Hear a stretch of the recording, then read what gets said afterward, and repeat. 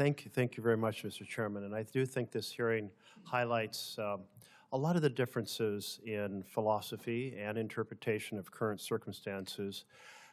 But our challenge on this budget committee is to try to reach across that chasm between Democrats and Republicans. I do think this topic you just addressed, and that's the massive fraud that's in the Defense Department, is something that is bipartisan, a department that has never been able to pass an audit of any kind. And having worked for Cap Weinberger and done a cycle in the Defense Department under the Secretary of Defense's office on the Budget Committee, I mean, it was just astounding. The waste was so deep you swam in it every day, and I did find it kind of remarkable that DOGE didn't go to the place where the biggest waste is. You know, Willie Sutton said, "Why did you rob banks?" He said, "That's where the money is. That's where DOGE should have gone, was to the Defense Department, because that's where the massive waste is." A few closing comments. It was commented on, and I heard you say this, Mr. Director, the Democrats didn't fund ICE and CBP.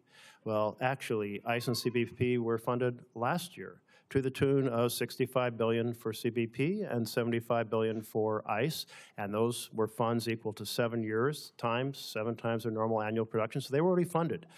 So that is simply an inaccurate summation.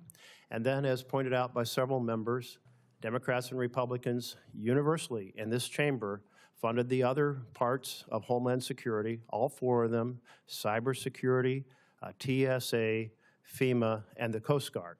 And it was the House that decided to torpedo all 4 of those agencies. So now let's turn to the commentary about, I heard Republicans are for working families, and I must say that is astounding to everyone in America. We saw who was lined up behind the president at the inaugural address. It wasn't champions for health care or housing or education. It wasn't folks working to improve working conditions for families. No, it was the oligarchs. It was Elon Musk. It was Jeff Bezos. It was Mark Zuckerberg. And then when we look at what that bill did, well, let's see. Ways and Means Committee in the House says you may have saved up to $600 for a family earning $50,000, but other experts say it's closer to half that, at $300. That's less than $1 a day for a working family, but that same bill increased the cost of nutrition by about $3 a day and the cost of health care for many families by $30 a day. So what do we have? We have that comparison where the net effect actually worsened the condition of working families across America. And that's why it was a massive betrayal. But what it did really was help billionaires. In fact, if you earn $1 million a year, it gave you, depending on the structure of your income, $70,000 to $90,000 versus decreasing the standard of living for working families. It's crumbs for working America. It's the red carpet and the Rolls Royce for the richest Americans. That bill gave Amazon a tax cut of $18 billion, Tesla a tax cut of $1.2 billion. In fact, I think their taxes are zero now.